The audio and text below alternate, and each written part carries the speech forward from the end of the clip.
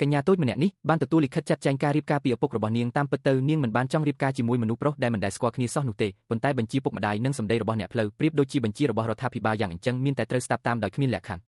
តែអ្វីដែលនាងមិនបានដឹងនោះគឺនៅថ្ងៃរៀបការកូនកំឡោះដែលជាទាហានជើងទឹកជាប់វាក់ហ្វឹកហ្វឺនធ្វើឲ្យគេមិនអាចមកចូលរួមពិធីការបានឡើយនាងត្រូវបង្ខំចិត្តរៀបការជាមួយគេរូបថតមួយសន្លឹកដោយគ្មានសាច់ញាតិខាងប្រុសមកចូលរួមសម្បីតែម្នាក់ណាត់ស៊ូមីឈឺចាប់និងអន់ចិត្តជាខ្លាំងប៉ុន្តែនាងបានត្រឹមតែលេបទុកសោកនោះចូលទៅក្នុងទ្រូងខណៈដែលបងប្អូនស្រីរបស់នាងបានត្រឹមតែខ្សឹបខ្សៀវនិងអាណិតអាសូរដល់វាសនារបស់នាងក្រោយចប់ពិធីការណាត់ស៊ូមីបានទៅស្នាក់នៅផ្ទះអ្នកផ្លូវជាបណ្ដោះអាសន្នលុះពីសប្តាហ៍ក្រោយមកនាងក៏បានជួបមុខស្វាមីរបស់នាងគឺលោកតាកាគីជាលើកដំបូងដោយសារតែជាការជួបគ្នាតែមួយលើកដំបូងនាងភ័យអររហូតនិយាយអ្វីមិនចេញសោះចំណែកឯតាកាគីវិញធ្វើបើមើលពីខាងក្រៅឃើញស្ងប់ស្ងាត់ប៉ុន្តែនៅក្នុងចិត្តវិញគឺភ័យបុកពុះមិនចាញ់គ្នាប៉ុន្មានទេការប៉ះពាល់គ្នាបន្តិចបន្តួចបានធ្វើឲ្យពួកគេទាំងពីរមានអារម្មណ៍អៀនព្រាននិងប្រកែកប្រកាន់គ្នាយ៉ាងខ្លាំងដោយសារតែតាកាគីរស់នៅក្នុងចំណោមមនុស្សប្រុសតាំងពីតូចមកគេពិតជាមើលមិនធ្លុះឡើយថាតើណាត់ស៊ូមីពេញចិត្តគេឬក៏អត់នោះទ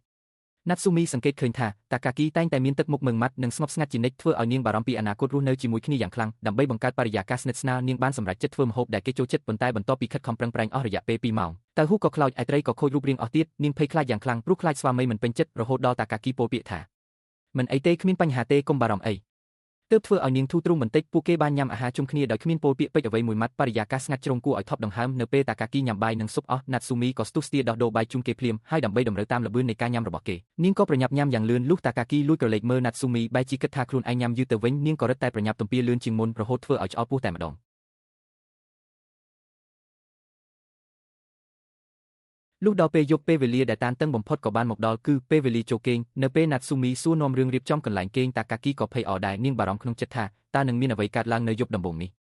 តើពួកយើងត្រូវគេងជាមួយគ្នាម៉ាក់និងបងស្រីតែងតែប្រាប់ថាឲ្យបណ្ដោយតាមប្តីទៅនាងបំរុងនឹងទៅយកភួយខ្នើយប៉ុន្តែពេលបើកទូទៅបែរជាគ្មានភួយខ្នើយបំរុងសំបីតែមួយដោយសារឪពុកម្ដាយរបស់តាកាគីមិននៅទីនេះហើយគេរស់នៅក្នុងផ្ទះជួលដាច់ដោយឡែកមួយនៅជាន់លើណាត់ស៊ូមីក៏បានស្នើឲ្យនាងទៅគេងនៅផ្ទះធំផ្ទះម្ចាស់ដីប៉ុន្តែតាកាគីបានខាត់ដោយប្រាប់ថាយប់ជ្រៅហើយកុំទៅរំខានគេអីព្រមទាំងប្រាប់ឲ្យណាត់ស៊ូមីទៅគេងនៅផ្ទះធំចុះចាំរូបគេអង្គុយចាំនៅទីនេះរហូតដល់ព្រឹក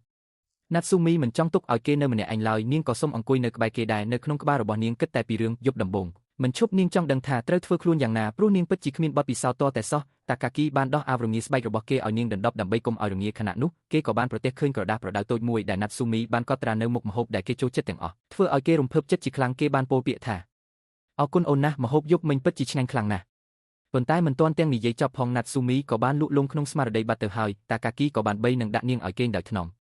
លុះព្រឹកឡើងណាត់ស៊ូមីបានប្រញាប់ទៅផ្ទះធំដើម្បីយកភួយខ្នើយរួចរៀបចំបោសសម្អាតផ្ទះនិងដាំសូយ៉ាងរៀបរយប៉ុន្តែលុះដល់ពេលយប់តាកាគីបែរជាមិនបានត្រឡប់មកវិញសោះនាងរងចាំហើយរងចាំទៀតប៉ុន្តែនៅតែគ្មានស្រមោលរបស់គេភរិយារបស់មេបញ្ជាការតាកាគីឈ្មោះយូកូយ៉ូខូបានប្រាប់នាងថាក្មួយត្រូវតែបន្សាំខ្លួនជាមួយជីវិតបែបនេះហើយគេអាចនឹងមិនទាន់មកផ្ទះរាប់ថ្ងៃឬរាប់ខែផងក៏ថាបានកាត់ប្រកិច្ចរបស់ប្រពន្ធទាហានជើងទឹកគឺត្រូវមើលថែផ្ទះសម្បែងឲ្យបានល្អតាមពិតទៅណាត់ស៊ូមីមានការភ័យខ្លាចថាតាកាគីអាចនឹងមានស្រីផ្សេងព្រោះនាងធ្លាប់ឮថាមន្ត្រីជើងទឹកភាគច្រើនតែងតែមានស្រីលួចលាក់និងចូលចិត្តដើរលេងនៅតំបន់ប្រាសាទឌីសតំបន់ភ្លើងពណ៌យូកូយល់ពីកង្វល់របស់នាងក៏បានផ្ដល់គំនិតថាបើតាកាគីមកផ្ទះមិនបានឯងត្រូវតែទៅរកគេដោយខ្លួនឯងនៅពេលនាងទៅដល់ទីបញ្ជាការនាងសង្កេតឃើញថាស្ត្រីដទៃទៀតតែងតែសរសេរពាក្យថាបងស្រីឬក៏ស្រីកំណាននៅក្នុងលិខិតស្នើសុំនៅពេលបំពេញបែបបទនាងភ្លេចសរសេរបដូរត្រកូលដើមរបស់នាងដោយសារត្រកូលរបស់អ្នកទាំងពីរខុសគ្នាការសរសេរថាកប្តីប្រពន្ធធ្វើឲ្យនាងមានអារម្មណ៍ដូចជាខ្មាស់អៀនជាខ្លាំងខណៈពេលដែលនាងកំពុងស្ទាក់ស្ទើរទាហានម្នាក់បានណែនាំឲ្យនាងសរសេរថាបើដាក់ថាបងប្អូនតែម្ដងទៅព្រោះអ្នកផ្សេងទៀតក៏ធ្វើបែបនេះដែរលុះពេលណាត់ស៊ូមីយករឿងនេះទៅប្រាប់តាកាគីគេក៏បាននិយាយថាលើកក្រោយសរសេរថាកប្តីប្រពន្ធគូដោយផ្ទាល់តែម្ដងទៅនៅផ្លូវត្រឡប់មកផ្ទះវិញពួកគេបានជួបនឹងសាកៃដែលជាមិត្តភក្តិពីកុមារភាពរបស់តាកាគីសាកៃមានការភ្ញាក់ផ្អើលយ៉ាងខ្លាំងនៅពេលដឹងថាតាកាគីរៀបការរួចហើយលុះត្រាតែគេមកលេងដល់ផ្ទះទើបគេជឿជាក់ស្រឡះសាកៃជាមនុស្សក្រមិចក្រមើមនិងពូកែនិយាយតាមរយៈគេធ្វើឲ្យណាត់ស៊ូមីបានដឹងពីរឿងរ៉ាវជាច្រើនពីតាកាគីនៅពេលសាកៃដើរទៅបន្ទប់ទឹកតាកាគីក៏បានសុំសំណូមពរមួយពីនាងដោយគេចង់ឲ្យនាងហៅឈ្មោះរបស់គេផ្ទាល់ជៀសវាងការហៅថាលោកប្តីណាត់ស៊ូមីបានយល់ព្រមប៉ុន្តែនាងមិនអាចហៅចេញពីមាត់បានឡើយព្រោះនាងមិនធ្លាប់ហៅឈ្មោះមនុស្សប្រុសណាម្នាក់ពីមុនមកទេបន្ទាប់ពីព្យាយាមជាច្រើនដងតែនៅតែមិនបាននាងក៏ភ័យស្លន់ស្លោរួចបដូរប្រធានបទដោយប្រាប់ឲ្យតាកាគីហៅឈ្មោះនាងវិញម្ដងពេលនេះដល់វេនតាកាគីម្ដងហើយដែលត្រូវជួបវិបត្តិអៀនព្រាននិងធ្វើមុខមិនត្រូវដូចគ្នាប៉ុន្តែដោយសារតែគេជាអ្នកស្នើសុំគេក៏ត្រូវតែប្រឈមមុខនឹងវាខណៈពេលដែលពួកគេរៀបនឹងហៅឈ្មោះគ្នានោះសាកៃក៏បានដើរចេញពីបន្ទប់ទឹកវិញធ្វើឲ្យបរិយាកាសត្រូវកាត់ចាក់ដោយសោកស្ដាយក្រោយពេលសាកៃត្រឡប់ទៅវិញណាត់ស៊ូមីក៏ភ្លាត់មាត់ហៅគេថាលោកប្តីម្ដងទៀតនាងភ័យខ្លាចតាកាគីខឹងក៏ប្រញាប់សុំទោសនិងប្រាប់ថានាងមិនទាន់ទម្លាប់មកទេសូមមេត្តាផ្ដល់ពេលឲ្យនាងបន្តិចផ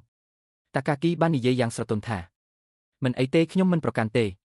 េដើម្បីជាឧទាហរណ៍តាកាគីក៏បានហៅឈ្មោះនាងមុនឃើញបែបនេះណាត់ស៊ូមីក៏ប្រមូលកម្លាំងចិត្តយ៉ាងក្លាហានរួចពោលឈ្មោះពេញរបស់គេគឺតាកាគីរីអូក៏ក្រៅពីឪពុកម្ដាយរបស់គេនេះជាលើកដំបូងហើយដែលមានគេហៅឈ្មោះគេចំបែបនេះវាបានធ្វើឲ្យបេះដូងរបស់តាកាគីកក់ក្ដៅយ៉ាងចម្លែកនៅយប់នោះគំនិតរបស់ណាត់ស៊ូមីពេញទៅដោយរឿងយប់ដំបូង នាងមានអារម្មណ៍រំភើបភ័យបុកពោះនិងខ្លាចក្នុងពេលតែមួយដោយសារតែមិនធ្លាប់ប៉ះពាល់មនុស្សប្រុសពីមុនមកនាងមិនដឹងអ្វីសោះអំពីចំណងស្នេហាប៉ុន្តែមិនមែនតែនាងម្នាក់ឯងនោះទេតាកាគីក៏ភ័យរហូតដល់ចង់បត់ជើងតូចមិនឈប់ប៉ុន្តែដោយសារតែណាត់ស៊ូមីកំពុងងូតទឹកនៅក្នុងបន្ទប់ទឹកហើយបន្ទប់ទឹកនិងបង្គន់ត្រូវបានខណ្ឌដោយទ្វារតែមួយផ្ទាំងគេក៏មិនហ៊ានចូលទៅដែរដើម្បីយកកម្លាំងចិត្តគេគិតចង់ផឹកស្រាបន្តិចប៉ុន្តែនៅជុំវិញនោះគ្មានស្រាសំបីតែមួយដបនៅពេលចូលដល់បន្ទប់គេងអ្នកទាំងពីរមិនដឹងថាត្រូវធ្វើអ្វីបន្តទៀតឡើយបានត្រឹមតែវាចូលទៅក្នុងពុកគេងរៀងខ្លួនភ្លាមនោះតាកាគីក៏បាននិយាយឡើងថាអរគុណអូនណាស់ដែលបានរៀបចំភួយខ្នើយឲ្យខ្ញុំវាធ្វើឲ្យខ្ញុំមានអារម្មណ៍ថាដូចនៅផ្ទះអញ្ចឹងនៅឯកន្ទប់ជើងទឹកពួកយើងត្រូវគេងលើអង្រឹងវាមិនស្រួលខ្លួនតតែសោះណាត់ស៊ូមីក៏បានសួរចំតែម្ដងថាតើពួកយើងត្រូវធ្វើអ្វីខ្លះនៅយប់ដំបូងឮសំណួរនេះតាកាគីអៀនរហូតដល់ឡើងក្រហមមុខរួចឆ្លើយថាមនុស្សភាគច្រើនចាប់ផ្ដើមដោយការថើបគ្រាន់តែឮពាក្យថាថើបគឺណាត់ស៊ូមីក៏រឹតតែភ័យញ័រខ្លួនរួចបិទភ្នែកប្រៀបដូចជាមនុស្សកំពុងរងចាំទទួលទោសអញ្ចឹងតាកាគីឃើញបែបនេះក៏និយាយថាជីទូទៅគឺបែបនឹងហើយប៉ុន្តែពួកយើងសិក្សាស្វែងយល់ពីគ្នាទៅវិញទៅមកសិនទៅគេបានចាប់ដៃនាងដែលត្រជាក់ដូចទឹកកកមកក្រសោបកម្ដៅនៅក្នុងបាតដៃរបស់គេថ្ងៃបន្ទាប់តាកាគីត្រូវត្រឡប់ទៅនាវាវិញ2ខែក្រោយមកពួកគេបានជួបគ្នាសាជាថ្មីប្រៀបដូចជាគូស្នេហ៍ថ្មងថ្មីពួកគេបានទៅលេងឆ្នេរសមុទ្រទៅត្រាំទឹកក្តៅនិងបាននិយាយឆ្លើយឆ្លងគ្នាយ៉ាងស្និទ្ធស្នាលគម្លាតរវាងពួកគេចាប់ផ្ដើមរលាយបាត់បន្តិចម្ដងចាប់តាំងពីការកាន់ដៃរហូតឈានដល់ការថើបនៅពេលពួកគេថើបគ្នាណាត់ស៊ូមីអត់ដង្ហើមរហូតដល់សន្លប់បាត់ស្មារតីថ្ងៃបន្ទាប់ពួកគេមានគម្រោងចេញទៅក្រៅដើម្បីញ៉ាំអាហារឆ្ងាញ់ជុំគ្នាប៉ុន្តែខណៈពេលកំពុងរៀបចំខ្លួនតាកាគីក៏ទទួលបានទូរស័ព្ទហើយទូរស័ព្ទមិនទាន់ឲ្យត្រឡប់ទៅនាវាវិញមុនពេលចាក់ចេញតាកាគីបានប្រាប់ណាត់ស៊ូមីពីចំណុចបន្ទាប់របស់គេធ្វើបើវាជាការសម្ងាត់យោធាក៏ដោយប៉ុន្តែគេប្រាប់នាងដើម្បីឲ្យនាងបានដឹងនិងរងចាំគេបន្ទាប់ពីតាកាគីចាក់ចេញទៅណាត់ស៊ូមីបានត្រឡប់ទៅផ្ទះពុកម្ដាយរបស់នាងនៅទីនោះនាងបានជួបហ៊ូណារ៉ូដែលជាមិត្តភក្តិតាំងពីកុមារភាពកាលពីមុនគេចូលចិត្តឌឺដងនិងលួចសៀវភៅនាងប៉ុន្តែឥឡូវនេះគេកំពុងធ្វើការឲ្យឪពុករបស់នាងហើយនាងមិនដែលគិតសោះថាគេមានទំនាក់ទំនងជិតស្និទ្ធជាមួយគ្រួសារនាងបែបនេះទេនៅក្នុងពេលបាយល្ងាចប្អូនស្រីរបស់នាងបានរអ៊ូតមថាតាកាគីចិត្តដាច់ពេកមិនដែលចំណាយពេលឲ្យនាងសោះគ្រាន់តែឮបែបនេះណាត់ស៊ូមីក៏តបទៅវិញយ៉ាងខឹងសម្បារថាតាកាគីជាមនុស្សយកចិត្តទុកដាក់និងជាមនុស្សល្អណាស់កុំនិយាយពីគេបែបហ្នឹងឲ្យសោះបងប្អូនស្រីរបស់នាងក៏បានសុំទោសរួចចាប់ផ្ដើមបង្រៀននាងពីរបៀបធ្វើញឹកញាប់និងលួងលោមយកចិត្តប្តីដោយសារតែហ៊ូណារ៉ូជាមនុស្សប្រុសតែម្នាក់នៅទីនោះពួកគេក៏បានយកគេធ្វើជាកន្លែងសាកល្បងម្ដាយរបស់នាងថែមទាំងបានប្រាប់ល្បិចមួយគឺឲ្យណាត់ស៊ូមីសម្លឹងមើលគេដោយកែវភ្នែកពោពេញដោយក្តីស្រឡាញ់ដែលធ្វើឲ្យហ៊ូណារ៉ូអៀនអាអួរយ៉ាងខ្លាំងតាមពិតទៅហ៊ូណារ៉ូបានលួចស្រឡាញ់ណាត់ស៊ូមីជាយូរមកហើយប៉ុន្តែនាងមិនដែលដឹងសោះ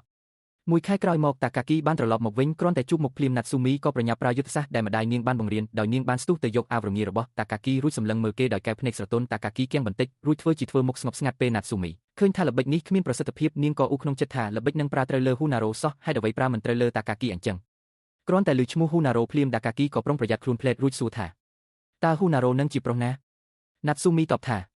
គេជាមិត្តភក្តិតាំងពីក្មេងរបស់ខ្ញុំទើបតែបានជួបគេសាជាថ្មីបន្ទាប់ពីបែកគ្នា8ឆ្នាំឮបែបនេះគំនិតអវិជ្ជមានក៏ចាប់ផ្ដើមវាយលុកក្នុងខួរក្បាលរបស់តាកាគីតើណាត់ស៊ូមីកំពុងតែស្រឡាញ់គេម្នាក់នោះឬតើនាងក្បត់គេមែនទេ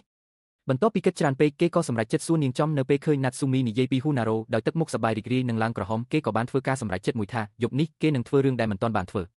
គេបានងាកទៅនិយាយជាមួយណាត់ស៊ូមីថាបន្ទាប់ពីបាយល្ងាចរួចខ្ញុំចង់ងូតទឹកភ្លាមជួយរៀបចំទឹកឲ្យផងរួចអូនរៀបចំខ្លួនឲ្យរួចរាល់ផងដែរយប់នេះពួកយើងនឹងធ្វើអ្វីដែលយើងគួរតែធ្វើការពីយប់ដំបូងអ្វីទៅជារឿងយប់ដំបូងប៉ុន្តែខណៈពេលដែលតាកាគីរៀបនឹងចាប់ផ្ដើមណាត់ស៊ូមីក៏បានខាត់គេរួចនិយាយថាចាំបន្តិចសិនខ្ញុំមានរឿងចង់ប្រាប់បងនាងសម្លឹងមើលគេរួចពោលពាក្យថាស្វាគមន៍ការត្រឡប់មកផ្ទះវិញខ្ញុំសប្បាយចិត្តណាស់ដែលបានជួបបងរហូតដល់ភ្លេចនិយាយពាក្យមួយម៉ាត់នេ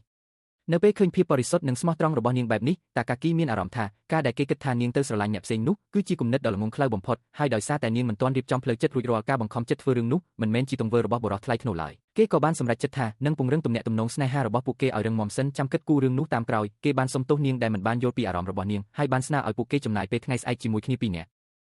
់ណាត់ស៊ូមីតែងតែយកចិត្តទុកដាក់ចំពោះមិត្តរបស់តាកាគីណាស់សូម្បីតែការស្លៀកពាក់ចេញទៅក្រៅក៏នាងស្លៀកតែអ្វីដែលគេយល់ព្រមដែរប៉ុន្តែតាកាគីបាននិយាយយ៉ាងស្រទន់ថា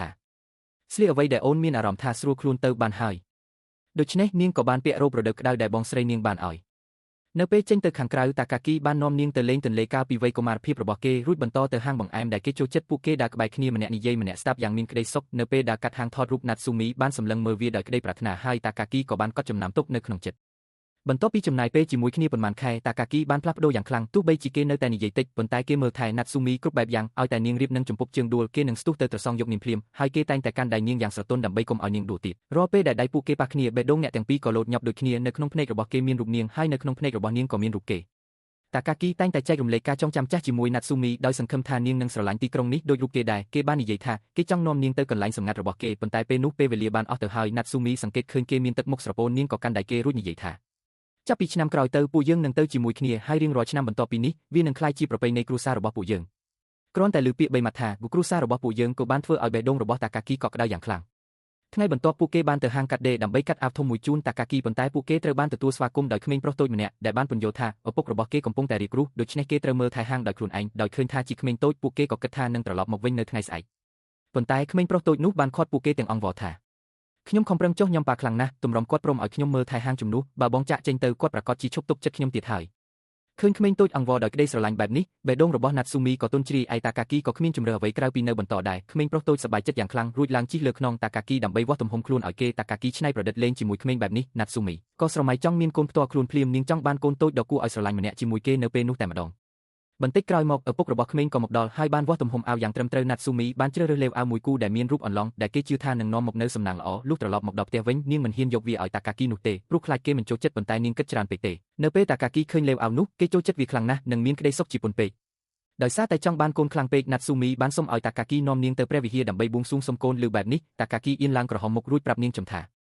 ប្រាប់តាមត្រង់ទៅចុះបើអូនចង់បានកូនពួកយើងត្រូវតែធ្វើគ្រឿងយប់ដំបូងនោះសិនតើពិតមែនទេ